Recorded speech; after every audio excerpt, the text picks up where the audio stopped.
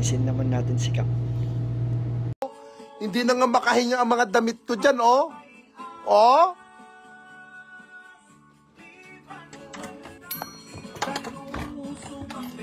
Oh. Hindi na makahinga.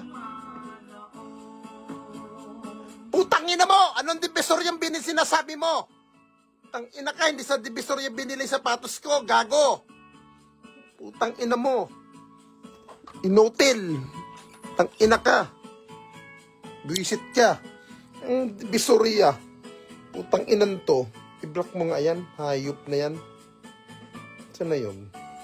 I-block mo yan. Putang inang yan. Nasaan na yung nagsabi ng divisorya? Magkano sa Lazada yan? Putang ina mo sa Lazada. Gago.